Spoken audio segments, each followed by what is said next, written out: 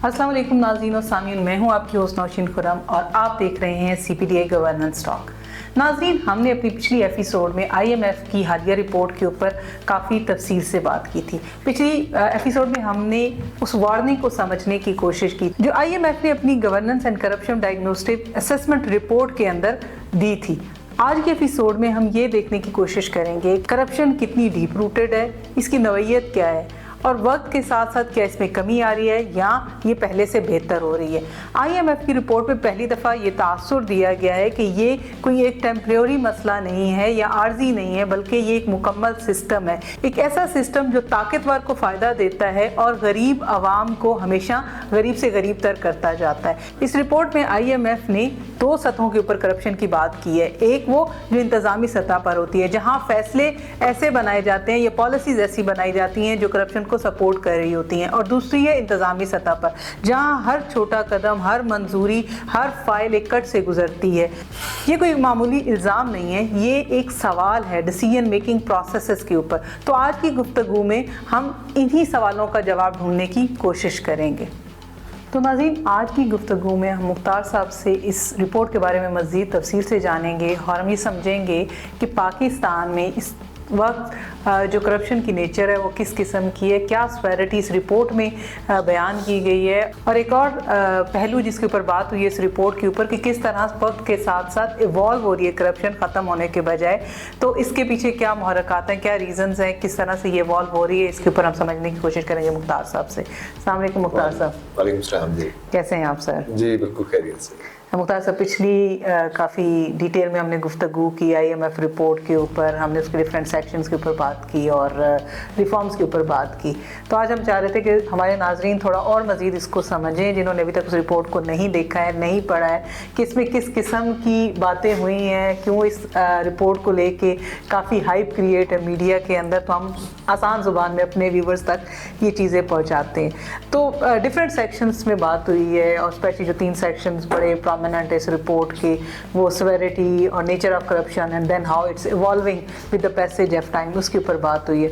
तो पहले तो हम जानना चाहेंगे कि पाकिस्तान में दो करप्शन तो ज़ाहिर है बहुत उसके ऊपर बात भी होती है, तो क्या नेचर ऑफ करप्शन जो है वो आइडेंटिफाई हुई है इस IMF रिपोर्ट के अंदर? क्या वो उससे हट के है जिस करप्शन की हम बात करते हैं? देखिए, एक तो अच्छी बात ये है कि ये रिपोर्ट पब्लिक हुई है, और पब्लिक हुई है तो ज़ाहिर इस पर बात हो रही है, और मेरे ख्याल में इसी वजह से IMF इसरार कर रही थी कि आप इसको पब्लिश करें, क्योंकि पब्लिश होगी तो सोसाइटी के अंदर बात होगी। हमारे यहाँ आम तौर पर देखें मसलों की बात तो होती रहती है, करप्शन की बहुत बात होती है, लेकिन उस पर रिपोर्ट्स कम बनाई जाती है। हमारी हुकूमत खुद भी नहीं करती, और प्राइवेट इदारों में भी कोई ऐसा कल्चर है नहीं है कि कोई एकेडमिक काम हो रहा हो या कोई पॉलिसी रेलेवेंट काम हो रहा हो। तो करप्शन पे भी आपको एक जो होता है ना ऑथेंटिक लिटरेचर या अच्छी रिपोर्ट्स, वो कम ही मिलती हैं। ज़बानी तो बहुत बात, जिस महफिल में आप बैठेंगे बात सुनेंगे और लोग अपने एनेक्डोट्स बता रहे होंगे कि मेरे साथ ये हुआ, इतनी करप्शन है, वो देखें फ़लाँ कितना क्या होता था और अब कितना अमीर हो गया है। तो इस तरह की मिसालें तो बेशुमार हैं। तो इस रिपोर्ट में एक हिस्सा ये है कि जो नेचर ऑफ करप्शन है वो क्या है। तो अगर हम इसको पॉइंट बाय पॉइंट देखें तो उसमें नेचर ऑफ करप्शन जो इनका एक सेक्शन है IMF का, उसमें एक पॉइंट ये है, वो ये कह रहे हैं कि corruption and corruption risks in Pakistan are complex and multifaceted. मतलब ये मसला पेचीदा है और कसीरुल जहती है, मल्टीफेसिटेड है। अच्छा, उसमें उन्होंने जो ख़ास तौर पे जिन चीज़ों का जिक्र किया है उसमें ये कह रहे हैं कि रिस्क्स जो हैं वो किन वजहों से बनते हैं। वो एक तो कहते हैं कि जो economic role of the state जो है, कि हमारी स्टेट ऐसी है जिसका इकोनॉमिक रोल सब्सटेंशियल है। अब आपको पता है ना कि हमारी हुकूमत स्टील मिल भी चला रही है, PIA भी चला रही है, हमारी हुकूमत बहुत सारे पावर जो कंपनियाँ हैं, सेक्टर कंपनीज, वो भी चला रही हैं, रेलवे चला रही है, इसी तरह से मतलब गैस सेक्टर देख लें, तो मतलब बेशुमार इदारे हैं जो हुकूमत चला रही है। ये इकनॉमिक एक्टिविटी है। अच्छा, आमतौर पर जो एक लिबरल मॉडल है ना गवर्नमेंट का, उसमें होता है कि स्टेट इस तरह के काम नहीं करती है। स्टेट जो है वो अमन अमान की जिम्मेदार होती है, स्टेट जो है वो कॉन्ट्रैक्ट इन्फोर्समेंट का काम करती है, या अदल मुहैया करने का काम करती है, या कुछ इंफ्रास्ट्रक्चर डेवलप कर देती है, और फिर वो कहती है कि प्राइवेट सेक्टर ये काम करे।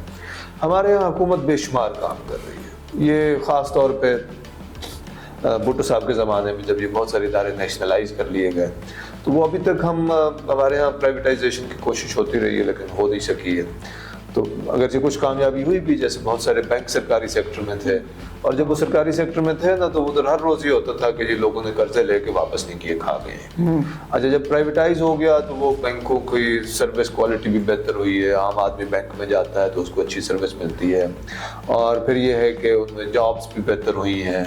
अच्छा, और वो हुकूमतों को टैक्स भी दे रहे हैं, तो एक कामयाबी की मिसाल है। लेकिन हमारे यहाँ बाकी ये जो इदारे हैं तो आप देखिए तो ये करप्शन के वो डेंस हैं। मतलब आप वापडा में देख लें, मतलब एक मीटर लगवाना होता है तो पैसे बगैर मीटर नहीं लगता।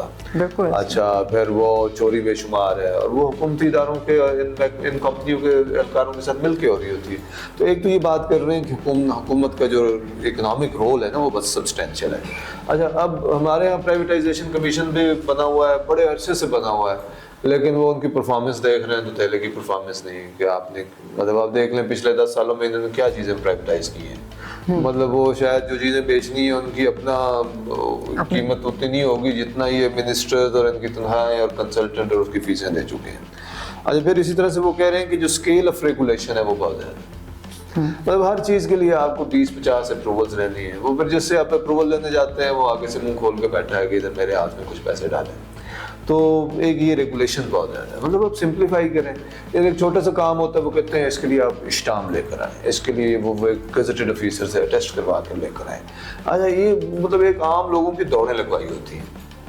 तो IMF ये काम बात कर रहा है कि रेगुलेशन बेशुमार है, मतलब एक छोटा सा काम करना है 20 अप्रूवल्स में। अच्छा, इधर ऐसे ऐसे महकमे हैं आपको, वो कभी मीडिया उस पर बात ही नहीं करता। आप देखें मिसाल के तौर पर लेबर डिपार्टमेंट है, वो लेबर डिपार्टमेंट अगर आप इंडस्ट्री से पूछें या ये जो बिजनेस लोग कर रहे हैं कि इसने उनका क्या हाल किया हुआ है, मतलब वो पहुंच जाते हैं और वो अपना हिस्सा वसूल करते हैं, और कोई एक महकमा नहीं है, कई महकमे हैं, बस जहाँ फाइल जाती है वहाँ पे। एग्जैक्टली। फिर वो कहते हैं ऑर्गेनाइजेशनल कैपेबिलिटीज का मसला भी है। तो मतलब एक बड़ा मसला जिसकी वो निशानदेही कर रहे हैं वो ये है कि ये कॉम्प्लेक्स है, ये मल्टी फेसेटेड है, और जब आप इसको अनपैकेज करके देखते हैं तो इसमें इस तरह के काफ़ी सारे इश्यूज हैं, और आपको पब्लिक ऑफिशियल्स को जगह जगह पे करना पड़ता है। और उसका नतीजा क्या है? नतीजे तो और भी बेशुमार हैं, लेकिन लोगों की इनकन्वीनियंस है, लोगों की फ्रस्ट्रेशन हैं कि यार ये क्या मेरे जायज़ काम के लिए मुझे पैसे देने पड़ते हैं। लेकिन वो कह रहे हैं कि इसके नतीजे में the outflow of capital tied to the proceeds of corruption, कि ये जो पैसा फिर इकट्ठा होता है ना ये मुल्क से बाहर जाता है, जो सबसे बड़ा इशू। हमने पिछले एपिसोड में भी बात की थी। जो पैसा हम पे लगना था वो किसी ने जेब में डाला, वो हम सबका नुकसान हो गया, और वो जेब में डाल के फिर बाहर ले गया तो उसने फिर डबल नुकसान किया। अच्छा, ये तो एक बात है। फिर ये है कि वो कह रहे हैं कि दी repercussions for corruption related offences are viewed as arbitrary and subject to negotiations among elite actors. Corruption की है तो अब उसका कोई कॉन्सिक्वेंस होना चाहिए, तो वो होते तो हैं लेकिन वो कह रहे हैं कि वो आर्बिट्रेरी है। मतलब आप किसी को पकड़ लेंगे, किसी को नहीं पकड़ेंगे। मतलब आपका कोई चहेता है, इधर बहुत सारे चहेते करप्ट हैं, कोई इदारा उठा लें, सिविल मिलिट्री, उनके ना एक सियासी जमात, दूसरी सियासी जमात, तीसरी सियासी जमात, हर एक के चहेते करप्ट हैं, और कुछ वो हैं करप्ट जो पसंद नहीं है। बिल्कुल। तो जो भी हुकूमत आती है ना वो अपने चहेते जो करप्ट होते हैं उनको प्रोटेक्ट करते हैं, और जो दूसरी सियासी जमात से उनके खिलाफ एक वो शुरू हो जाता है, तो आर्बिट्रेरी। अच्छा, सिर्फ ये नहीं है, ये शिकायत मिलिट्री हुकूमतों के हवाले से भी बाजी में रही है, और जो मिलिट्री प्रोक्योरमेंट्स है उनके हवाले से भी शिकायत रहती है। ये जो ऑडिटिंग अकाउंट्स वाले हैं ना, जो मिलिट्री ऑडिट सेट अकाउंट्स करते हैं, कभी आप उनके साथ बैठे हैं, उनसे पूछें कि उधर क्या हो रहा है, तो उधर भी इस तरह की चीज़ें होती हैं। ये नहीं है कि उधर सब साफ सुथरा है, we are part of the same ecosystem. अच्छा, ऐसी ऐसी पोजीशंस होती हैं, ऐसी ऐसी ट्रांसफर्स होती हैं कि जिसके बारे में अक्सर कहा जाता है कि अगर वहाँ एक दफ़ा चले गए तो नस्लें सुधर जाएंगी। एग्जैक्टली। तो वो इसीलिए पोस्टिंग की जो पॉलिटिक्स है ना, वो बड़ी बड़ी कहाँ से सिफारिशें आती हैं। वो इधर चीफ जस्टिस भी सिफारिशें करते हैं, इधर मिलिट्री टॉप ब्यूरोक्रेट्स भी सिफारिशें करते नजर आते हैं, ये मेरा बंदा, इसको बचा लें, इसकी ना करें। इधर सीनियर पॉलिटिशियन वो तो करते ही हैं। तो मतलब, और इधर तो कहानियाँ आप ब्यूरोक्रेट के साथ बैठे वो कहेंगे कितने करोड़ों रुपए दे के कौन सी पोजीशन दिखती है। किसी ज़माने में पॉलिटिकल एजेंट्स के बारे में मशहूर था कि जनाब वो तो बड़ा और इसी तरह से अब छोटी सतह पे देख लें तो तहसीलदार, नायब तहसीलदार, असिस्टेंट कमिश्नर, ये जो CDA वगैरह सेक्टर में जो तहसीलदार वगैरह हैं, इनमें कौन होगा जो करोड़पति नहीं है, अगर अरबपति नहीं है तो मतलब। और अच्छा ये सबको पता है, ये नहीं है कि ये छुपी हुई बात है, सबको पता है कि ये हमारी LDA, CDA वगैरह वगैरह ये जो प्लाटों की अलाटमेंट करते हैं। अच्छा लेकिन पकड़ा कोई कौन जाएगा, जो wrong side of the power equation है। अच्छा फिर ये क्या बात कर रहे हैं, ये कह रहे हैं कि जी state domination of the economy presents a significant risk that governance weaknesses will crowd out private investments. अच्छा तो अगर स्टेट की डोमिनेशन है इकोनॉमी की तो उसके नतीजे में होता क्या है, उसके नतीजे में ये होता है कि प्राइवेट सेक्टर इन्वेस्टमेंट नहीं होती। अब देखें ना, अगर स्टेट ने वो बिजली के सारी कंपनियाँ चलानी है और सारी बिजली जो खरीदनी है वो सिर्फ स्टेट ने खरीदनी है, तो फिर प्राइवेट सेक्टर इन्वेस्ट नहीं करता। वो कहते हैं यार ये पता नहीं हम इन्वेस्ट कर लें तो फिर क्या होगा, या फिर वो गारंटीज मांगते हैं कि भाई अब आप हमसे लाजमी खरीदोगे, या फिर वो इन्वेस्ट करते ही नहीं है। क्योंकि हमारे यहाँ ज़्यादातर जो SOEs हैं वो तो फेडरल गवर्नमेंट जो सूबाई हुकूमतें उनको डोमिनेट कर रही होती हैं, फिर प्राइवेट सेक्टर इन्वेस्ट नहीं करता और उसके नतीजे में, और फिर इसी वजह से वो कह रहे हैं कि इसकी वजह से आपकी इकॉनमी में ग्रोथ नहीं है। तो इकॉनमी में ग्रोथ तो तब होगी ना जब कंपटीशन आएगा, जब प्राइवेट सेक्टर इन्वेस्टमेंट होगी। और स्टेट ने अगर डोमिनेट किया हुआ है इंटरप्राइजेस को और वही जो है कारोबार दे रहे हैं या कर रहे हैं, तो फिर बाकी सेक्टर्स की इन्वेस्टमेंट नहीं होगी। अच्छा फिर वो कह रहे हैं कि institutional weaknesses and lack of public scrutiny creates space for public funds to be mismanaged। तो अगर जब इंस्टीट्यूशनल वीकनेस होती है या पब्लिक स्क्रूटनी नहीं होती तो फिर जो पब्लिक रिसोर्सेज है ना वो मिसमैनेज होते हैं। तो ये मिसमैनेजमेंट की बेशुमार कहानी है। मतलब आप छोटी मिसाल लें तो आपको ऐसी जगह पे स्कूल बने नज़र आते हैं जहाँ पे आबादी नहीं है, क्योंकि किसी का डेरा था वहाँ पे, और जहाँ पे आबादी है वहाँ पे स्कूल नहीं है। तो मतलब ये छोटी उसकी मिसाल है। अच्छा एक सड़क उस जगह पे बन जाएगी जहाँ पे किसी का डेरा है, अब सरकारी पैसे हैं, करोड़ों रुपए लगा के आप सड़क बना देंगे एक वडेरे के डेरे पे। वही सड़क आप एक और जगह पे बनाते तो हो सकता है 10,000 लोगों का फायदा होता या 500 लोगों का फायदा होता। तो आपने एक वडेरे के फायदे के लिए या एक बाअसर आदमी के फायदे के लिए आपने सड़क बना दी और आपने उस जगह को इग्नोर कर दिया जहाँ पे उसी सड़क के बनने से 500 लोगों का फायदा होता था। तो इस तरह की मैनेजमेंट की बेशुमार मिसालें हैं। ये एक वडेरा भी हो सकता है, ये एक ब्यूरोक्रेट भी हो सकता है, ये एक मिलिट्री ऑफिसर भी हो सकता है, जो भी तकड़ा है। बिल्कुल। और इवन जो इनके मेट्रोपॉलिटन सिटीज़ हैं वहाँ पे अगर आप देखें तो एक सड़क बनती है, दूसरे दिन जो है उसको खाड़ के नीचे पाइपलाइंस बिछ रही होती है। वो फिर वो भी मिसमैनेजमेंट है कि आपने प्रॉपर प्लानिंग नहीं की एग्जैक्टली। क्या आपने पहले सड़क बनाई फिर उसको खोद के फिर उधर कोई पावर लाइन बनाई, वो पूरी प्लानिंग हो गई। अच्छा कई दफ़ा इधर आप देखेंगे इस्लामाबाद में भी कि वो जब मई जून का महीना आता है ना तो यकदम बहुत तेजी से काम शुरू हो जाता है। वो कई दफ़ा अच्छी भली सड़क के ऊपर एक तय बिछा रहे होते हैं। क्यों? क्योंकि पैसा आप जो है ना वो लैप्स ना कर जाए, और ज़ाहिर ठेके देने का तो मतलब है कि 15-20% जेब किसी में जाना है। क्योंकि 15-20% तो आम है ना कि ठेके में से 15-20% तो अफसरों की जेबों में जाना ही जाना है, तो कमीशन तो इधर सिस्टम का हिस्सा है। अच्छा फिर वो ये क्या कह रहे हैं कि जी corruption vulnerabilities caused by institutional weakness are compounded by legal and organizational arrangements that creates privileges and exemptions from accountability। तो मतलब एक तो ये ना कि अकाउंटेबिलिटी वैसे ही नहीं होती है, लेकिन ये फिर एग्जेम्पशंस भी क्रिएट करते हैं, या बाज़ का तो वो जो है ना इंस्टीट्यूशनल वीकनेसेस ऐसी होती हैं और बाज़ को छोड़ दी जाती हैं, ताकि अब उसकी उन्होंने कई जो कि पब्लिक प्रोक्योरमेंट रूल्स हैं उसमें grant preferences for state owned entities and charities. अब स्टेट ओन्ड एंटिटीज़ हमने लास्ट टाइम भी बात की थी, स्टेट ओन्ड में वैसे तो कई हैं, बहुत सारी हैं, लेकिन जो प्रोमिनेंट नाम हमारे सामने मिसाल के तौर पर FWO है, NLC है। तो देखें ना कई दफ़ा आप गुड्स की ट्रांसपोर्टेशन के ठेके भी आप उनको दे देते हैं, सड़क बनाने के ठेके भी उनको दे देते हैं। तो वो कह रहे हैं कि इससे भी, चूँकि आप देखें ना ये जो सरकार की कंपनी अगर आप बनाई है और आप उनको काम देते हैं तो फिर उधर नौकरी किसको मिलनी है, तो वो कोई ये तो नहीं होता ना कि कोई बिजनेस के तौर पे प्राइवेट कंपनी चला रहे हैं ना, उधर भी वो सिफारशी लोग आ जा रहे होते हैं। अच्छा तो उसके नतीजे में लेकिन वो बड़ा मसला ये बता रहे हैं कि उससे कंपटीशन डिस्टर्ब होता है। अच्छा उसमें फिर इन्होंने स्पेशल इन्वेस्टमेंट फैसिलिटेशन काउंसिल की बात भी की है, और वो कह रहे हैं कि उनकी भी ट्रांसपेरेंसी या उस हवाले से एक अभाव मौजूद है या उसको बेहतर बनाने की ज़रूरत है। और वो कह रहे हैं कि उनकी operates with untested transparency and accountability provision, کہ ایک بہت ہی پاورفل ادارہ ہے تو پھر اس کی ٹرانسپیرنسی کیا ہے. IMF یا ورلڈ بینک جو بھی ادارے ہیں نا، ان کا بہت فوکس ہوتا ہے کہ مارکیٹ میں کمپٹیشن ہو اور اسٹیٹ کا رول کم سے کم ہو. اس کو واشنگٹن کنسنسس بھی کہتے ہیں، اگرچہ اس پہ تنقید بھی موجود ہے. بہت سارے لوگ یہ کہتے ہیں کہ یہ بہت ایکسٹریم پہ جا کے بات کرتے ہیں اور ان کا جو یہ جو ایمفیسس ہے نا کہ ہر چیز کا حل جو ہے وہ پرائیویٹ سیکٹر کر لے گا، یہ ضروری نہیں ہے ٹھیک ہو. اور وہ کاؤنٹر مثالیں بھی پیش کرتے ہیں کہ چائنا میں کون سا اس طرح کا پرائیویٹ سیکٹر ہے. یہ اسٹیٹ کمپنیز ہیں جو پرفارم کر رہی ہیں. تو یہ جو IMF ہمیں سلوشن دیتا ہے کہ بس اسٹیٹ سب چیز سے وڈرا کر لے، تو اس پہ تنقید بھی ہوتی ہے.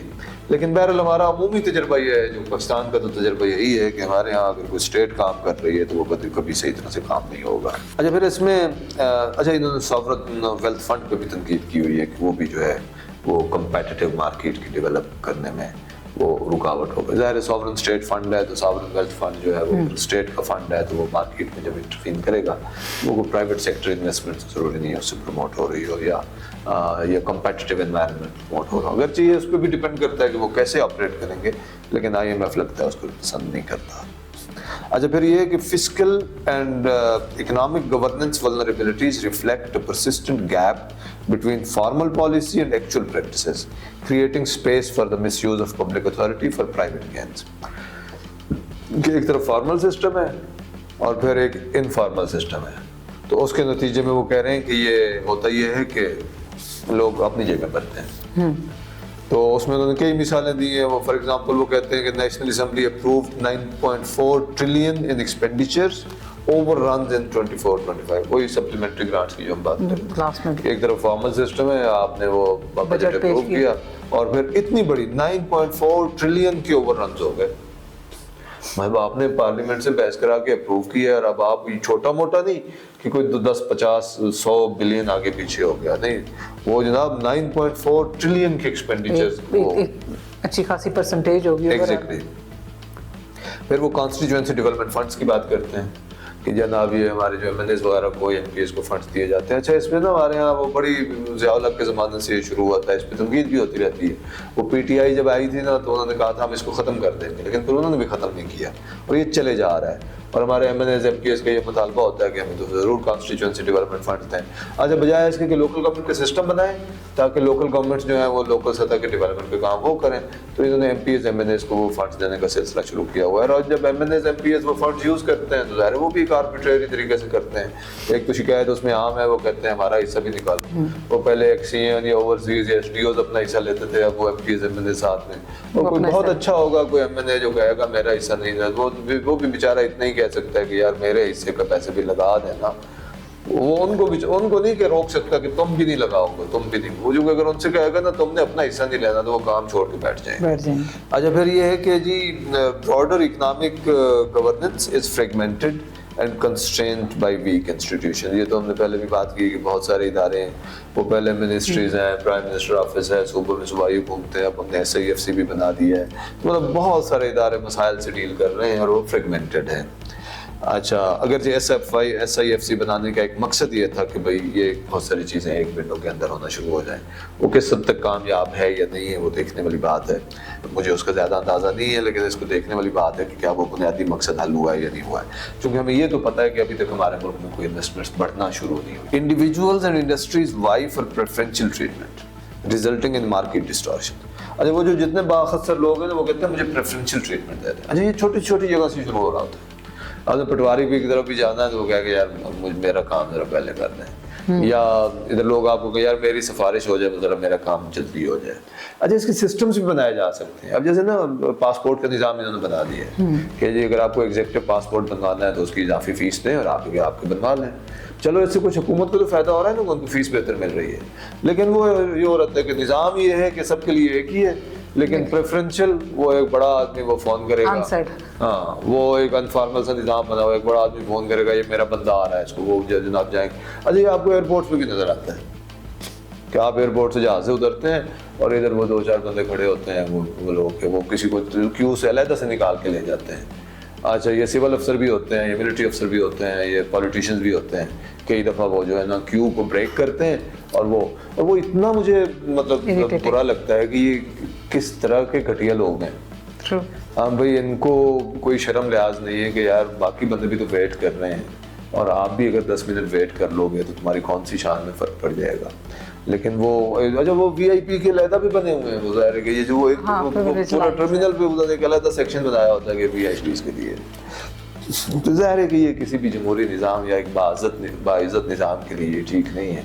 हाँ, बहुत ही टॉप के कोई ऑफिशियल्स हैं जिनका टाइम बहुत कीमती होता है, कोई जनाब वज़ीर आज़म है, कोई चीफ ऑफ आर्मी स्टाफ है, चीफ ऑफ एयर स्टाफ है, अगर वो कर रहे हों उनका तो वैसे होता भी है, लेकिन ये बहुत सारे ये निचली सतह तक। और सर हमारे वो एक सिविक उसका भी हिस्सा बन चुका है कि हमको चले कोई जानने वाला है ना उसको कॉल करके कहेंगे अच्छा मेरी जरा हाँ, टॉर के लिए हाँ, वो बड़ा जी वो ये ओवरसीज के पाकिस्तानी जो है वो वैसे तो कहते हैं हमारे इधर ऐसे होता है और उधर ऐसे होता है और वो पाकिस्तान के निज़ाम पर वो कर्ज कर रहे होते हैं, लेकिन जब इधर आना होता है ना तो वो पहले वो ज़रूर ढूंढते हैं कोई बंदा मिल जाए कि जो उधर प्रोटोकॉल लगवा दे जी, ताकि वो मेरी टॉर हो जाए। तो ये हमारे कल्चर में हिस्सा है, लेकिन ये तो चलो छोटी बातें हैं, लेकिन ये काम आपको बड़े बड़े पैमाने पे वो नज़र आता है कि आप कोई आपने को परमिट लेना है, कोई इंडस्ट्री लगानी है, कोई जनाब वेवर्स ले लेंगे, जनाब टैक्स एग्जेम्पशन ले लेंगे, सोसाइटियां बना, ये जब इधर बजट पास होना होता है ना तो ये बहुत सारे बड़े बड़े कॉर्पोरेट सेक्टर के लोग आके इधर सरीना वगैरह में और बिजनेस उन्होंने कमरे लिए होते हैं और वायद काम होता है कि हमने लॉबिंग करनी है, और वो लॉबिंग कर रहे होते हैं और वो हर तरफ से आ रहे होते हैं, मतलब सियासतदान, सिविल, मिलिट्री, ब्यूरोक्रेट्स हर तरफ से आ रहे होते हैं ताकि उनको कोई कंसेशन मिल जाए, और उसके पीछे ज़ाहिर है उन्होंने वो ताल्लुकात कल्टीवेट किए होते हैं, ये बड़े शिकार खिलवाएंगे, पार्टियां रखेंगे, मतलब उनको हर तरह से लोगों को कल्टीवेट किया होता है, मतलब अगर पैसे रिश्वत नहीं दी होती ना तो और बहुत तरह से ओब्लाइज किया। फिर ये है कि long history of control by a dominant economic elite over की sectors of the economy contributes to इंस्टीट्यूशनलाइजिंग the politicisation of the state. वो ज़ाहिर स्टेट को एक खास तरह की एलीट ने कैप्चर किया हुआ है, और उसमें वो फिर बात भी करने हैं कि जैसे सीमेंट मैन्युफैक्चरर्स अक्सर कीमतें बढ़ा देते हैं, वो बासर है, और उसमें सीमेंट में जनाब फौजी सीमेंट भी है और बड़े बड़े बिजनेस ग्रुप्स भी हैं वो भी। तो अब देखें ना यार, जब इतने बासर ग्रुप्स हों और फिर कीमतें भी बढ़ा दें और आर्बिट्रेरीली बढ़ा दें बहुत सारी, इन्होंने उसकी मिसाल दी हुई है, इन्होंने कहा हुआ जी for example 2020 CCP inquiry found that cement manufacturers colluded to increase prices by rupees 45 to rupees 50 per bag, costing consumers rupees 40 billion, despite the companies benefiting from a 25% reduction in the federal excise duty. मतलब 25% federal excise duty कम हो चुकी थी, फिर भी 45 से 50 रुपए कीमत बढ़ा दी। अच्छा, ये सारे एक दो तो कर नहीं सकते ना, दे कोलूडेड तमाम। अब आप सीमेंट फैक्ट्रीज को उठा के देख लें किसकी कौन सी मदद है, कौन सी सियासी जमात के लोग नहीं होंगे, और कौम को टीका लग गया 40 रुपए का। अच्छा, वो टीका लेता था जब 25% उसकी फेडरल एक्साइज ड्यूटी कम हुई थी। अच्छा, the sugar sector provides a case study of how the intertwined relationship between economic elites and state regulators combine to capture public benefits at deep costs to the overall public। अब sugar sector की stories तो हमें पता ही है, sugar sector में अच्छा होना ये चाहिए था कि अब इसको ये डीरेगुलेट कर देते, पर क्या ज़रूरत है आप शुगर सेक्टर को आपने उसको रेगुलेट किया हुआ, आप इसको जोड़ दें मार्केट से, वो जो जिसका दिल करता है फैक्ट्री लगाए, मिल लगाए, जो बंद करना चाहता है बंद करे, आप प्राइसेस फिक्स क्यों करते हैं और इंपोर्ट एक्सपोर्ट की इजाज़त दें, तो ठीक है, जैसे दुनिया की मार्केट ऊपर नीचे जाएगी ये भी होगी।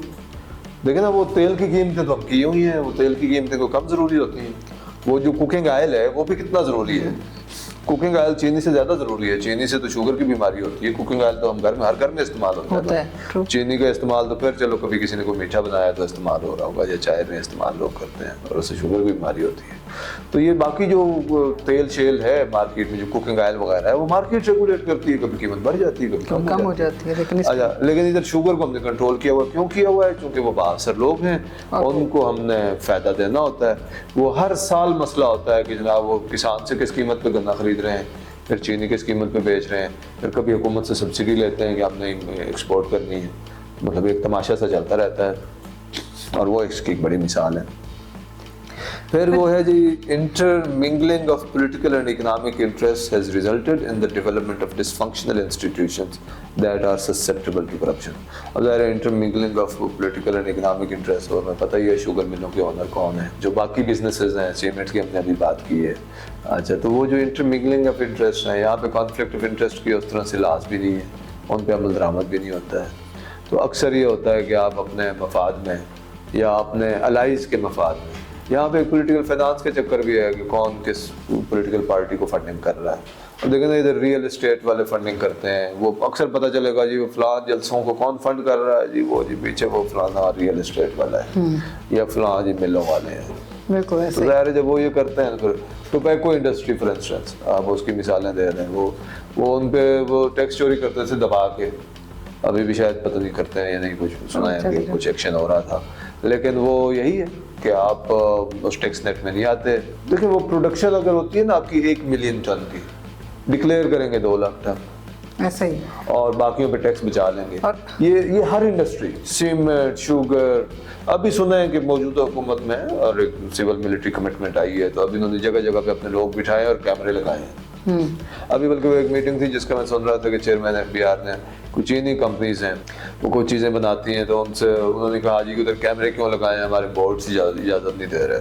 تو چیئرمین FBR نے، وہ کوئی اسٹینڈنگ کمیٹی کی میٹنگ تھی، تو چیئرمین FBR نے کہا کہ اگر آپ کیمرہ لگانا نہیں چاہتے تو پھر آپ بند کر. مطلب جب تک اس طرح کا ریزالو نہیں آئے گا اور وہ نان پارٹیزن طریقے سے ہو، یہ نہیں ہے کہ آپ نے کچھ انڈسٹری پہ تو یہ لگا دیا اور پھر باقیوں کو پروٹیکٹ کر دیا. ہونا یہ چاہیے کہ سب انڈسٹری پہ حکومت واقعی یہ ریزالو. اچھا مختار صاحب، بیسیکلی وہ میں کہتی ہوں کہ کرپشن ایک واحد ایسی ایلیمنٹ ہے جس پہ ساری پارٹیاں اکراس بورڈ جو ہے نا متفق ہو جاتی ہیں، چاہے وہ اس کے اوپر ووٹ لے کے آئیں یا نہ لے کے آئیں، لیکن ان کو لگتا ہے کہ جہاں پہ ان کے بینیفٹ جڑے ہوئے ہیں تو وہ اس کو. اچھا یہ تو آپ نے بات کی تھی نیچرز کی کہ کس قسم کا نیچر ہے کرپشن کی جو اس IMF کی رپورٹ میں، لیکن وہیں پہ انہوں نے اس کی سویرٹی کے اوپر بھی کافی ڈیٹیل میں بات کی ہے کہ کتنی ڈیپ روٹڈ ہے، کتنی گہری ہے. تو اس کو بھی ذرا ان پیک کریں. سویرٹی کا اگین ہمیں پتہ ہے، اب ہمیں IMF بتا رہا ہے، تو اب IMF کیسے انہوں نے ہماری جو جس عذاب میں ہم ہیں، تو IMF نے اس کو کیسے ڈاکیومنٹ کیا، ہم اس کی بات بتا سکتے ہیں. تو ہم جس عذاب میں ہیں وہ تو ہمیں پتہ ہے.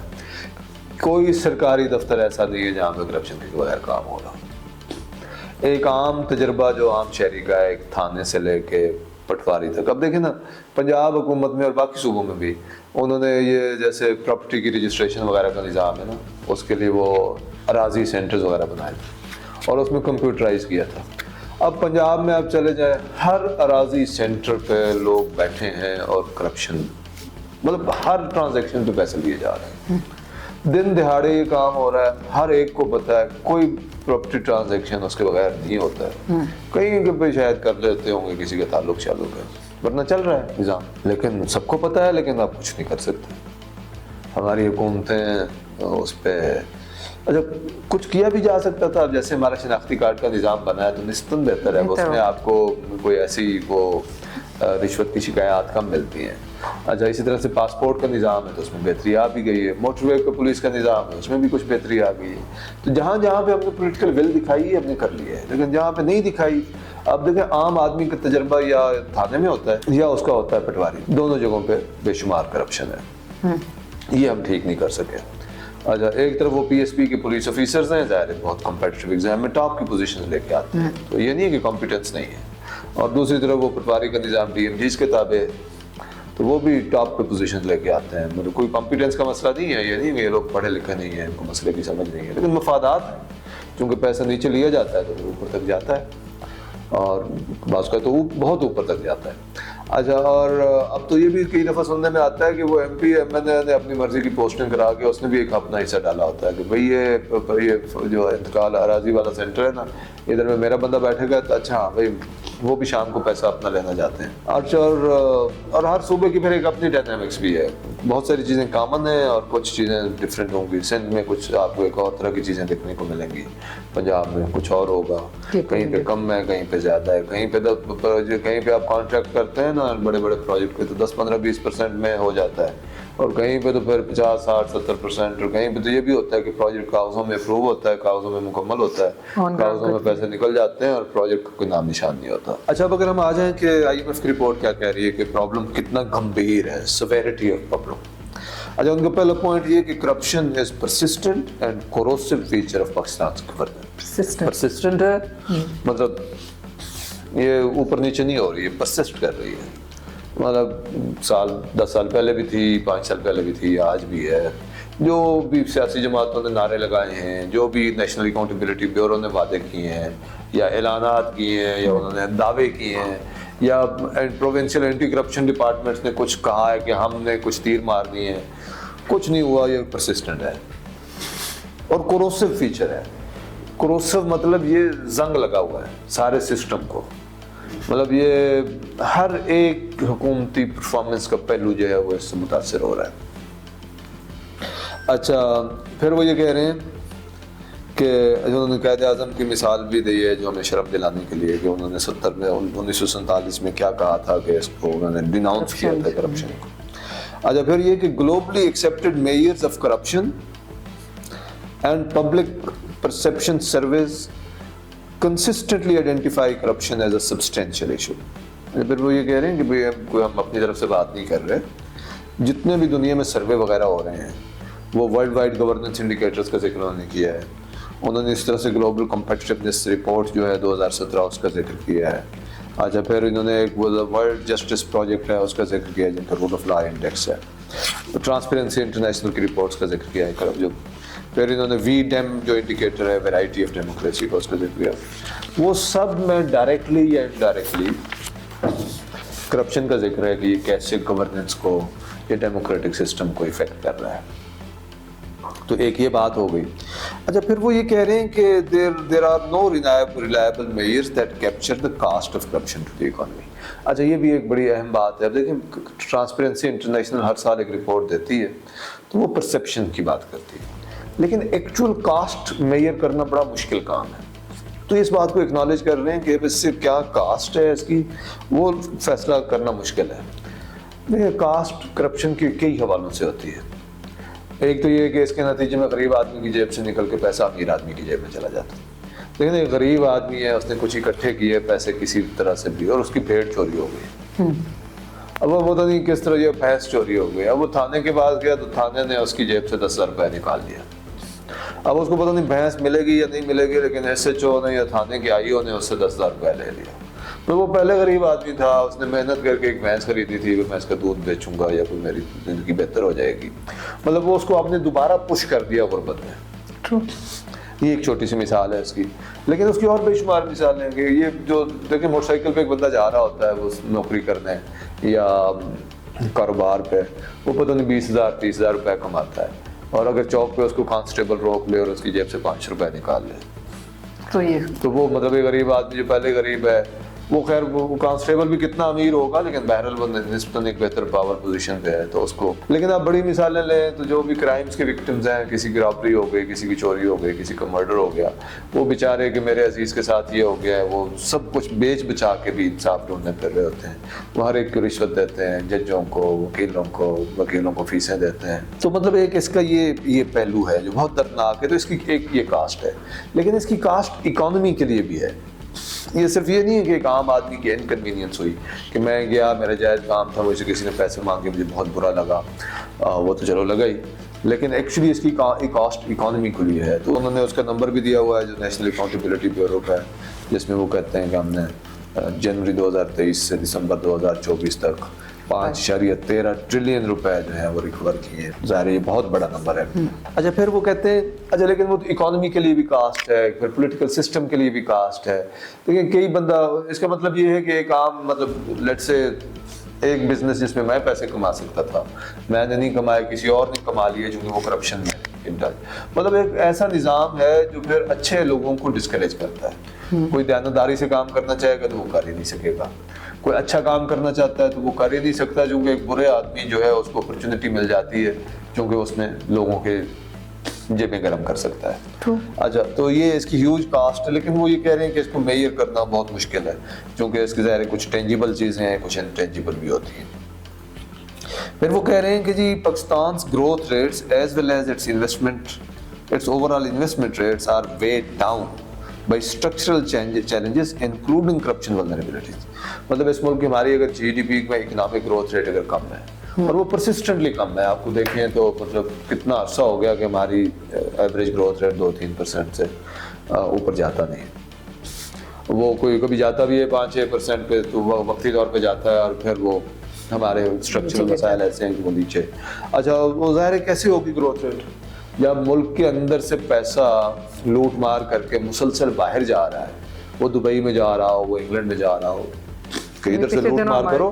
ابھی کچھ عرصہ پہلے ہی ہمارے جو ڈپٹی پرائم منسٹر ان کا ایک ٹویٹ آیا ہوا تھا کہ میکسیمم لوگوں نے پرتگال میں اپنی انویسٹمنٹ بھیج دی ہوئی ہے سٹیزن شپ کے لیے. ہاں وہ کہتے ہیں بہت سارے بیوروکریٹس ہیں، تو اب بیوروکریٹس کیوں ادھر جا رہے ہیں؟ ادھر سے لوٹ مار کی، اب بعد میں ہمیں کوئی تنگ شنگ نہ کرے تو وہ کہتے ہیں ہماری اپنے پیسے کو بھی بچاؤ اور وہ جا کے باہر انویسٹ کر لو اور پھر ادھر عیاشی کی زندگی گزارو. اچھا تو وہ مطلب پہلے ہماری لوٹ مار کی جو میں نے پہلے بات کی ہے، پھر وہ ڈالر میں کنورٹ کر کے باہر لے گئے اور ڈبل نقصان انہوں نے کیا. تو اس کی وجہ سے ملک میں انویسٹمنٹ ہو ہی نہیں رہی ہے. اگر ملک میں انویسٹمنٹ کیسے ہوگی اگر ادھر سے آپ پیسے پروجیکٹ سے نکال کے باہر لے کے جا رہے ہیں، اور اس کی وجہ سے انویسٹمنٹ ریٹس بھی کم ہیں. تو اب انہوں نے اس کی کئی انہوں نے کہا ہے، وہ کہہ رہے ہیں مثال کے طور پہ کہ the 2022 World Bank Enterprise Survey reported that 11.1% of businesses viewed corruption as the biggest obstacle to doing business. مطلب پاکستان کے 11.1% بزنسز یہ کہہ رہے تھے کہ یہ سب سے بڑی آبسٹیکل ہے. اچھا وہ 11.1% تو صرف کرپشن کو آبسٹیکل کہہ رہے ہیں نا، باقی شاید یہ کہہ رہے ہوں گے کہ ٹھیک ہے جی اس کے بغیر بھی ہمارا کام چل رہا ہے، مطلب پیسے تو وہ بھی دے رہے ہیں. وہ کون سا بزنس ہوگا جو پیسے نہیں دے رہا ہے؟ لیکن وہ کہہ رہے ہیں کہ چلو جی ہماری بڑی سب سے بڑی آبسٹیکل نہیں ہے، سب سے بڑی آبسٹیکلز میں بھی کوئی اور ہے. 11.1% تو یہ کہہ رہے ہیں کہ یہ سب سے بڑی آبسٹیکل یہی ہے. اچھا وہ کہہ رہے ہیں کہ ساؤتھ ایشیا کی ایوریج 7.4% ہے. مطلب اگر انڈیا میں اگر 7.4% جیسے سری لنکا میں کہتے ہیں تو ہمارے یہاں 11.1% کہتے ہیں. تو ظاہر ہے ایسے جو بزنسز ہیں وہ کیسے انویسٹ کریں گے. اچھا پھر اسی طرح سے ایک اور رپورٹ کا حوالہ ہے جس میں وہ کہہ رہے ہیں کہ ایک IMF کی اپنی رپورٹ ہے، وہ کہتے ہیں کہ ایک سگنیفیکنٹ کو ریلیشن ہے between corruption and lower GDP per capita, less foreign investments and slow growth in transition economies. تو مطلب ایک پازیٹیو کو ریلیشن ہے کہ GDP کم کیوں ہے یا فارن انویسٹمنٹ کم کیوں ہو رہی ہے. مطلب اس حوالے سے پھر اسی طرح سے وہ یہ کہہ رہے ہیں کہ IMF research finds that every 1 point improvement in the corruption perception index is associated with 4% increase in the country's investment rate. اگر کرپشن 1 point کم ہوگی تو انویسٹمنٹ ریٹ 4% بڑھ جائے گا. تو ہمارے ہاں اگر کرپشن پرسسٹنٹ رہتی ہے تو یہ ظاہر ہے کہ انویسٹمنٹ کیسے ہوگی اور باہر کا انویسٹر بھی کیسے آئے گا اگر اس کو اتنے سارے مسائل سے گزرنا ہے. اچھا پھر یہ کہہ رہے ہیں جی corruption vulnerabilities also have a significant impact on the fiscal performance of the public sector. اچھا یہ بات بھی ٹھیک ہے کہ جو فسکل پرفارمنس جو ہے اس میں ایک مثال تو انہوں نے یہی دی ہے کہ جیسے Pakistan tax to GDP ratio جو ہے وہ بہت لو ہے اور کم ہو رہی ہے. اچھا یہ کہہ رہے ہیں اگرچہ کم ہو رہی ہے لیکن اوور دا ایئرس تو کم ہوئی ہے، لیکن پچھلے 1-2 سال میں شاید یہ کہہ رہے ہیں کہ کچھ بہتری اس میں آئی ہے. لیکن وہ بہتری بھی کیسے آئی ہے کہ آپ نے سیلریز کے اوپر جو ٹیکس ہے وہ کافی بڑھا دیا ہے، باقی ٹیکس ریٹس بھی کافی بڑھائے ہوئے ہیں اور کچھ پرفارمنس کی وجہ سے بھی بہتری آئی ہے ٹیکس ریشو میں، لیکن کافی سارے ٹیکس ریٹس بڑھا. اچھا پھر وہ یہ کہہ رہے ہیں کہ ہوتا کیا ہے کہ جناب انویسٹمنٹ اگر جاتی بھی ہے نا پبلک سیکٹر انویسٹمنٹ تو کہاں جاتی ہے؟ وہ ایلیٹ کے پروجیکٹس میں، یا ایلیٹ جن چیزوں کو پریفر کرتی ہے. مطلب کون سے ضلع میں کوئی پروجیکٹس نئے لگیں گے تو کوئی باثر تب بندہ وہاں پہ بیٹھا ہوا ہے، لیکن کوئی ٹاپ کا بیوروکریٹس ہے وہ کسی جگہ پہ اس کی وہ اپنے ضلع میں کوئی پروجیکٹ لے جائے گا. یا کوئی پولیٹیشین بیٹھا ہوا ہے پلاننگ کمیشن میں یا منسٹری آف فائنانس میں یا چیف منسٹر بن گیا ہے تو وہ اپنے ضلع میں 5-6-10 بڑے پروجیکٹ کروا لے گا. تو یہ عام طور پہ ہوتا ہے کہ جس علاقے کے چیف منسٹر زیادہ ہوتے ہیں. اور لاہور اس کی مثال ہے کہ لاہور میں بہت زیادہ انویسٹمنٹس ہوئی ہیں اور بلکہ لوگ بڑی تنقید کرتے ہیں چونکہ میاں نواز شریف صاحب کی فیملی وہاں سے تھی تو وہ مسلسل اقتدار میں بھی رہے ہیں تو انہوں نے لاہور کو ایک بہت بڑا اور اچھا شہر بنا دیا ہے. لیکن وہ بزدار صاحب تھے تو انہوں نے کچھ پروجیکٹ کیے ہیں راجن پور وغیرہ میں، انہوں نے کتنے امپیکٹفل آئے ہیں، لیکن دیکھیں وہ بھی وزیر اعلیٰ تھے تو اپنے علاقے میں کچھ پروجیکٹس لے گئے. اچھا تو عام طور پہ ہوتا ہی ہے. اور مطلب ہونا تو یہ چاہیے نا کہ معیار ہو کہ آپ دیکھیں کہ پاورٹی کدھر زیادہ ہے، انڈر ڈیولپمنٹ کدھر زیادہ ہے، اس کی بنیاد پہ ریسورس ایلوکیشن ہو رہی ہو. وہاں پہ یہ ہوتا ہے کہ اچھا جی وہ جنرل فیض حمید صاحب تھے تو انہوں نے اپنے علاقے میں وہ ایک جو لنک روڈ ہے تو وہ بھی موٹر وے طرز کی بنا دی کہ موٹر وے سے آپ اترتے ہیں تو موٹر وے فینسڈ ہوتی ہے نا، تو انہوں نے جو اپنے گاؤں کو لے کے جانے والی سڑک ہے نا ابھی بھی آپ موٹر وے سے اتریں تو وہ بھی سائڈوں پہ فینسڈ ہے اور وہ بڑی اچھی روڈ بنی ہوئی ہے. اور انہوں نے چکوال میں بھی کچھ پروجیکٹ کر مطلب جو طاقتور ہے نا وہ اپنے علاقے پہ وہ اپنے علاقے میں لے جاتا ہے، تو اس میں کوئی معیار شیار نہیں ہے کہ نیڈ کدھر زیادہ ہے، اکنامک ریٹ آف ریٹرن کہاں پہ زیادہ ہوگا، لوگوں کی ویلفیئر کدھر زیادہ ہوگی. لیکن اس کے اوپر کوئی کام نہیں. اچھا تو اس پہ وہ توجہ نہیں ہوتی ہے. تو آئی ایم ایف کی رپورٹ ظاہر ہے اس کی یہ بات کر رہی ہے، اور اس کی آئی ایم ایف کی رپورٹ کی لینگویج ذرا زیادہ وہ ہوتی ہے، تھوڑی سی ایبسٹریکٹ ہوتی ہے. اگر ہم اس کو ان پیکیج کریں تو ہمیں بات سمجھ میں آ جاتی ہے. پھر economic governance arrangement similarly ڈسٹارٹ the development of the economy. تو اکنامک گورننس کے ارینجمنٹس اور بنیادی بات پھر وہ یہی کہہ رہے ہیں کہ while the portion of the economy is in competitive, part of the economy تو ان کمپیٹیٹیو. ہم نے ابھی بات کی اسٹیٹ اونڈ انٹرپرائزز ہیں، ایف ڈبلیو کو ٹھیکے مل جاتے ہیں بغیر کمپٹیشن پروسیس سے، یا اس کو مل جاتے ہیں یہ جو NLC وغیرہ ہے، یا پھر یہ ہے ڈومینیٹڈ اسٹیٹ ڈومینیٹڈ کمپنی جیسے آئسکو فیسکو یہ وہ ان کا تو کمپٹیشن ہے ہی نہیں. تو وہ کہہ رہے ہیں کہ یہ پارٹ آف دی اکانومی تو ان کمپیٹیٹیو ہے. اور پھر وہ یہ کہہ رہے ہیں کہ اس کے نتیجے میں نا export industries have suffered from domestic policies that serve to distort competition to the benefit of politically protected firms. تو کمپٹیشن نہیں ہوتا تو اس سے ایکسپورٹس بھی متاثر ہوتی ہیں. Exports have fallen as a share of the GDP from 16% in 1990 to 9% today. مطلب ایکسپورٹس ہمارا GDP کا 16% ہوتی تھی 1990 میں، اب کم ہو کے 9% پہ ہو گئی ہے. تو اس میں ایک بڑی فیکٹر جو یہ بتا رہے ہیں وہ یہ ہے کہ ہم نے کمپیٹیٹیو مارکیٹس نہیں ہیں. اور کمپیٹیٹیو جب نہیں ہے تو ظاہر ہے اس کی ایک بڑی وجہ یہ ہے کہ جو حکومتی فرموں میں بیٹھے یا جو اسٹیٹ ڈومینیٹڈ کمپنیز میں بیٹھے لوگوں کے چونکہ وہ ہے نا لگے ہوئے ان کے وظیفے لگے ہوئے ہیں. کیونکہ یہ سرکاری کمپنیوں کے بورڈ پہ جو بیوروکریٹس کے بیٹھتے ہیں نا ان کو بھی موٹے موٹے آنریرینس ملتے ہیں، ان کو موٹے موٹے. اور ان میں سے کئی کمپنیاں تو وہ ہیں جو باہر جا کے وہ دوسرے ملکوں میں جا کے بورڈ کی میٹنگز کرتی ہیں اور ایک ایک میٹنگ کے ہزاروں ڈالر وصول کرتے ہیں. تو ظاہر وہ کیوں چاہیں گے یہ پرائیویٹائز ہو جائیں، ان کے دوبارے نیارے ہیں نا. اور پھر ایک ایک وہ جو ہے سیکرٹری صاحب وہ بعض کا 4 5 کمپنیوں کے بورڈ پہ ہوتے ہیں. یہ جو مثال کے طور پہ یہ جو PSO کے بورڈ پہ لوگ ہوں گے یا SNGPL کے بورڈ پہ ہوں گے یا SSGPL کے بورڈ پہ ہوں گے. اچھا while short-term trends reflect an upturn in foreign direct investment in Pakistan, the willingness of domestic and foreign firms to enter into the contracts or make long-term capitals investments have been undermined by concerns over vulnerabilities to corruption of judicial institutions. وہ کہہ رہے ہیں short term میں تو ابھی کچھ investment بہتر ہو رہی ہے لیکن لانگ ٹرم میں وہ کہتے ہیں نہیں ہوتی، چونکہ وہ جوڈیشری کی بات کر رہے ہیں. کیونکہ کانٹریکٹ انفورسمنٹ کا ایک بڑا اہم میکینزم جوڈیشری ہوتی ہے. اگر جوڈیشری کرپٹ ہو یا کرپٹ نہ ہو وہ ویسے گیلری کو پلے کرنا شروع کر دیں. اب کسی نے بہت بڑی انویسٹمنٹ کی ہے، وہ کوئی اس کے خلاف عدالت میں چلا جائے اور وہ ادھر گیلری کو پلے کرنا چاہ رہی ہے بجائے کہ میرٹ پہ. اب دیکھیں نا یہ اسٹیل مل کا فیصلہ آیا تھا یا ریکو ڈیک کا فیصلہ، یہ جج سے بعد بیٹھے گیلری کو پلے کر رہے تھے کہ کل ہیڈ لائن کیسے لگے گی. انہوں نے میرٹ پہ فیصلے نہیں کیے، وہ انویسٹر جو ہیں وہ فائنلی انٹرنیشنل کورٹس وغیرہ میں چلے گئے جو ٹرائبیونل کے وہ ہوتے ہیں آربیٹریشن وغیرہ کے، اور وہ پاکستان کے خلاف ایوارڈز ہو گئے. اچھا وہ چلو ایک پاکستان کے خلاف ایوارڈ ہو گیا، وہ مشکل سے ہم اس سے نکلے، وہ تو ایک بات ہے. لیکن وہ سارے باقی انٹرنیشنل انویسٹرز کو بھی کان ہو جاتے ہیں کہ ہم نے پاکستان میں جا کے انویسٹ کیا تو ہمارے ساتھ ہوگا کیا، ادھر تو کوئی انویسٹر پروٹیکشن ہے نہیں ہے. اب انہوں نے اس کی بات کی ہوئی ہے کہ مثال کے طور پہ جی WGI ranks Pakistan rule of law in the bottom quartile of the countries. مطلب باٹم جو 25% ہے نا ہماری عدالتیں اس جگہ، ہمارا رول آف لا وہاں پہ فال کرتا ہے. پھر وہ کہتے ہیں from 21 to 23 the judiciary has been consistently identified as one of the 3 most corrupt sectors in the national anti-corruption perception survey. مطلب سب سے جو 3 سب سے زیادہ کرپٹ ہے نا جوڈیشری. تو ظاہر ہے کنٹریکٹر ادھر ڈومیسٹک بھی. اب دیکھیے عدالتوں میں بہت سارے لوگوں کے معاملات پھنسے ہوتے ہیں، 2 بندوں نے مل کے کام کیا اور اس کے ساتھ فراڈ ہو گیا، اب عدالت نے تو 30 سال بعد فیصلہ کرنا ہے. مطلب میں نے اور آپ نے اگر مل کے 50 کروڑ کا کام کیا ہے اور کسی وجہ سے جھگڑا ہو گیا ہے اور آپ کا نقصان ہو گیا ہے اس میں، تو اب عدالت فیصلہ کر دے آپ کو آپ کا حصہ ملے, مجھے واپس میرا حصہ ملے, اور ہم اپنے اپنے کام کریں, لیکن وہ عدالتوں میں پھنسا رہے گا, لٹکتا رہے.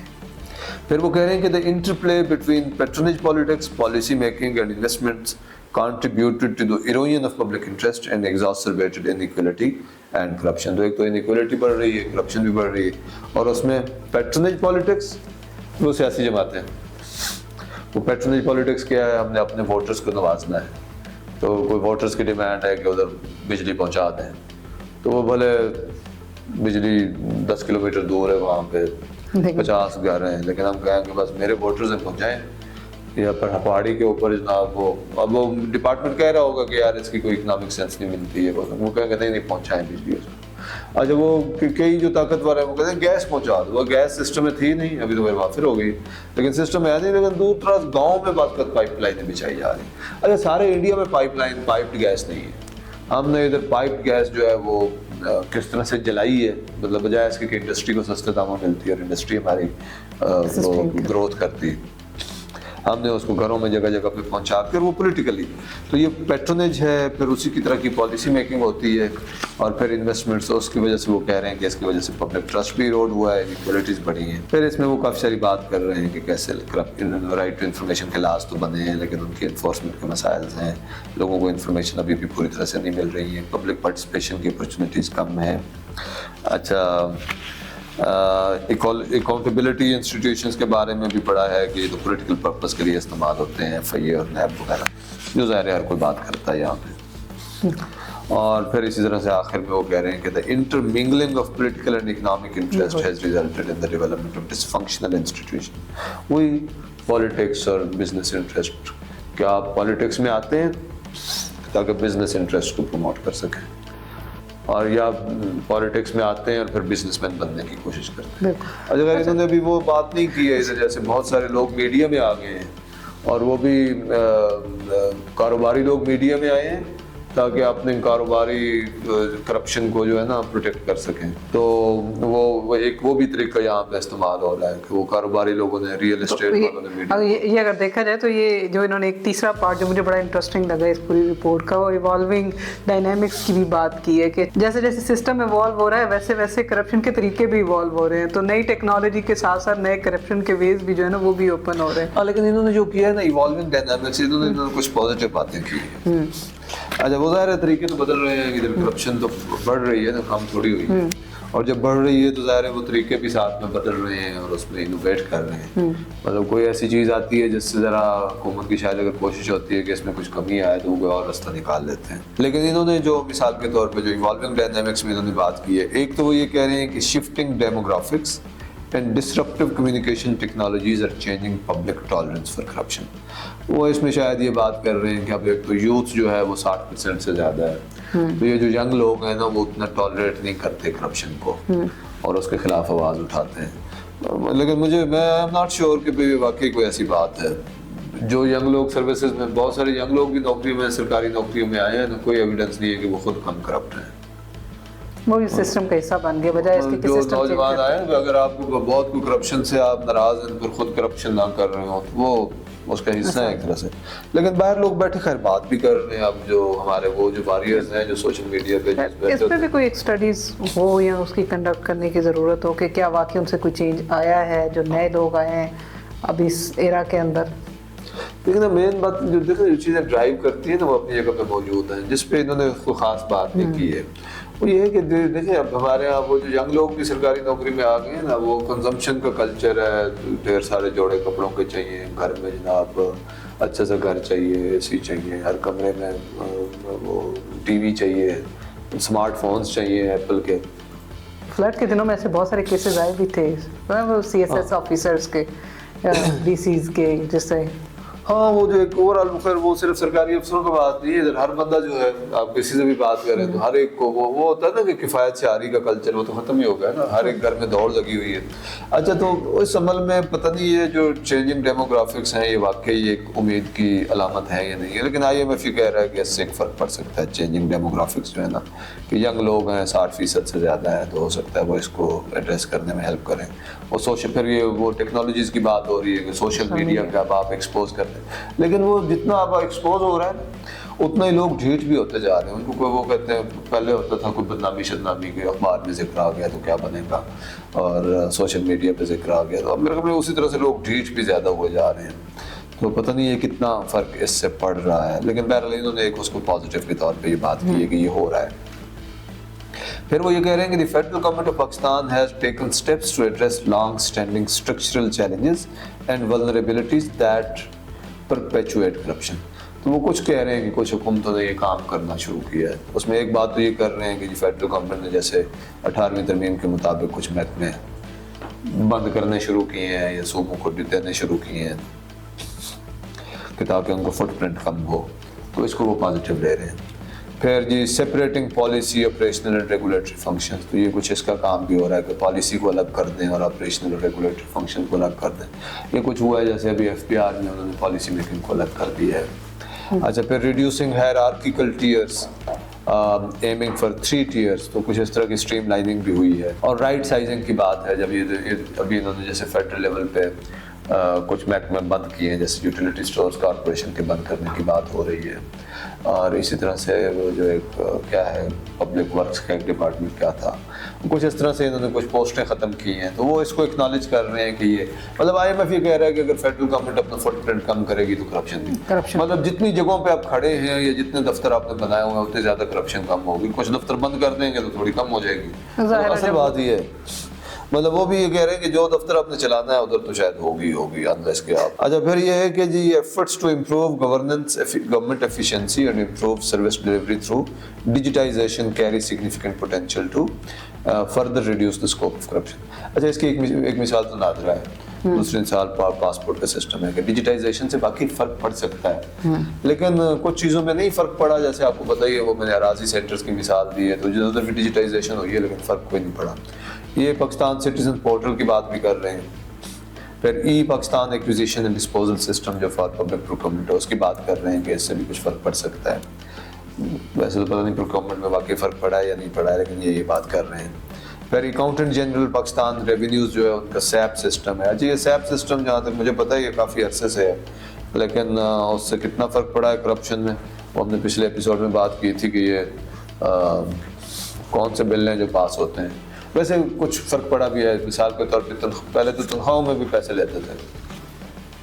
ایک زمانہ تھا مختلف محکمے پیسے جو ہے نا وہ کیش میں لے کے, تو سپاہیوں کو مثال کے طور پہ اسلام آباد میں کیش میں سیلری دی جاتی تھی. اچھا, وہ جو ڈسٹریبیوٹ کرنا بیٹھا ہوتا تھا نا وہ ہر طرح کی تنخواہ سے 200-250-300 روپے کاٹ لیتا تھا. اچھا, وہ ہر کانسٹیبل کو 200-300 روپے کاٹ کے 5 روپے کاٹ کے دیا. تو وہ اگر اب 10,000 سپاہی ہے تو آپ نے آپ حساب لگا لیں کتنے کہ وہ جو 300 روپے کاٹا ہے تو کتنا بنا. لیکن اب وہ کم از کم ہو گیا ہے آٹومیٹڈ, اب تنخواہ بینک میں چلی جاتی ہے. اب اکثر جگہوں پہ ہو گیا, ہو سکتا ہے ابھی بھی کئی جگہ ہوں جہاں پہ کیش میں مارتے ہیں. تو مطلب اس حد تک تو شاید بہتری آئی ہے, لیکن ابھی بھی بہت سارے بل جب آتے ہیں نا تو یہ سیپ کے سسٹم کے باوجود وہاں پہ یہ نظام چل رہا ہے. لیکن یہ اس کو پازیٹیو کے طور پہ لے رہے ہیں کہ ایک ڈیجیٹل سولوشنز ہیلپ کر سکتے ہیں. پھر یہ کہہ رہے ہیں کہ the progress in addressing corruption and building integrity will require deepening and broadening of existing efforts to address the technical and structural issues that are at the root of the problem.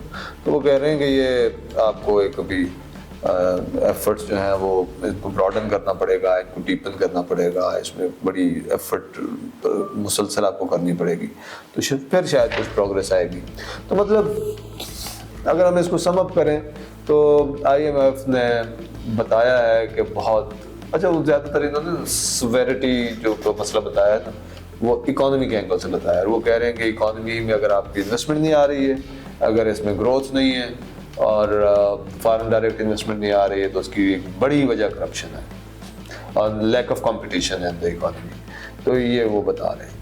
اور اس میں انہوں نے وہ کم ذکر کیا ہے کہ جس کا ہمارے لوگوں کے انصاف پہ عدل پہ کیا اثر پڑ رہا ہے, غربت اس کے نتیجے میں کیسے کم ہو. خیر ایک طرح سے تو بڑھ ہی رہی ہے. ادھر تو بے نظیر انکم سپورٹ پروگرام میں بے شمار کرپشن ہے. وہ نیچے جا کے پوچھیں تو وہ جو بیچاری ایک غریب عورت ہے جو اس کے لیے جو 2-4-5-10 ہزار روپیہ ملنا ہوتا ہے نا اس سے لوگ بیچ میں پیسے کاٹ لیتے ہیں. लेकिन अगर ये बातें अगर इस पर कोई हुकूमत अमल दरामद करती है, जो इनकी तरफ से रिकमेंडेशन आई हैं, तो जब करप्शन ओवरऑल कम होगी तो ज़ाहिर एक आम आदमी की ज़िंदगी में भी ज़ाहिर उसका इम्पैक्ट तो पड़ेगा ही। लेकिन अच्छा, इस रिपोर्ट का सबसे पहला वर्ड तो यही था, on the request of government of Pakistan. फिर ये अगस्त में आई, गवर्नमेंट ने बड़े अरसे तक जो है वो इसको पब्लिश नहीं किया, और फिर आफ्टर कोई उनके IMF के इसरार के ऊपर ही जब ये मीडिया में ये बात चल रही है कि क्योंकि नई जो इनकी वो है डील, उसके अंदर जाना है इन्होंने 1.2 बिलियन डॉलर की सम हो, तो ये शायद उसका एक है कि उसकी वजह से IMF के इसरार के ऊपर जो है इस रिपोर्ट को पब्लिश किया गया। तो आपको लगता है कि जब ये कहते हैं on the request of government, तो वाकई अगर ये गवर्नमेंट की रिक्वेस्ट पे है और गवर्नमेंट इसको वाकई सीरियस लेगी? देखिए, एक तरह से इशू तो बन गया, मीडिया में इसकी बात हो रही है, IMF ने इसको रिपोर्ट दे दी है। अब इसके फॉलो अप एक्शंस का जो IMF के जो मज़ीद रिव्यू मिशंस होंगे, कि जो हम एक पैकेज में IMF के प्रोग्राम में तो हैं, तो जो अगली इंस्टॉलमेंट्स वगैरह रिलीज़ होनी है या उससे पहले जो रिव्यू मिशंस होंगे, तो उसमें ग़ालिबन ये रिपोर्ट्स की फाइंडिंग्स डिस्कस हो रही होंगी कि आपने किस हद तक इन पर अमल दरामद कराया है। लेकिन बात यह है, हमारा अपना तजर्बा और दुनिया का तजर्बा भी ये बताता है कि अगर कोई रिफॉर्म होनी है तो वो इस वजह से नहीं होनी है कि IMF ने कहा है, वो तब होनी है जब लोकल एक डिमांड बनेगी, हमारे अपने मीडिया में, हमारे अपने ऐवानों में उस पर एक इन्फॉर्म डिबेट होगी, और हमारी अशराफिया और ख़ास तौर पे जो बहुत ही बाअसर सिविल मिलिट्री लीडरशिप है, जुडिशरी की लीडरशिप है, जब वो आपस में बैठ के फैसला करेंगे कि हमें इस मसले को टैकल करना है, जब वो टैकल करने का फैसला करेंगे तो फिर उनको अपने इर्द गिर्द में भी नज़र दौड़ानी होगी कि हमें अपने इदारे में, अपने सेक्टर में कैसे इस मसले को डील करना है, और कैसे दूसरे सेक्टर्स की हेल्प करनी है कि वो भी इस मसले को डील करें। अच्छा, इसमें एक है वो करप्शन जो बहुत सिस्टेमिक है और बहुत बड़े कॉन्ट्रैक्ट्स की, प्रोजेक्ट्स की है। वो तो देखें ना, अगर मुल्क के वज़ीर आला, चीफ मिनिस्टर्स, वज़ीर आज़म और बड़े लोग ये फैसला करें कि हमने कम से कम ये नहीं करनी, और वो कैबिनेट ऐसी हो और सेक्रेटरीज ऐसे लगाए जाएं, तो वो करप्शन किसी हद तक कम हो जाती है, जिसका नतीजा होता है कि आपने पावर प्लांट लगाया है तो कैसे रेट पे लगाया है, आपने कोई बड़ा ठेका मोटरवे का दिया है तो किस तरह से दिया है। लेकिन अगर ये 15-20% इसमें कम हो जाए, अब $1 बिलियन का अगर प्रोजेक्ट है, उसमें अगर 15-20% जो आपने कमीशन खाना है, तो $1 बिलियन में अगर वो कम कर दें तो आप देखें कितना फ़र्क पड़ गया, सिर्फ $15-20 करोड़ का फ़र्क पड़ गया। और आप उस $15-20 करोड़ से क्या कर सकते हैं? अच्छा, ये नॉन है, ये जो करप्शन में कमीशन है ना, ये नॉन है, हर एक को पता है। अच्छा, तो अगर जो हमारी अशराफिया ये फैसला कर ले तो बड़ा फ़र्क पड़ सकता है। और फिर असल बात ये कि नीचे एक इंटीग्रिटी का कल्चर लेकर आना है, इंटीग्रिटी का, कि आपकी सिविल सर्विस क्लीन हो, जो नोटोरियस लोग हैं, जो पता है कि ये बहुत करप्ट है, आप उनको वीड आउट करें।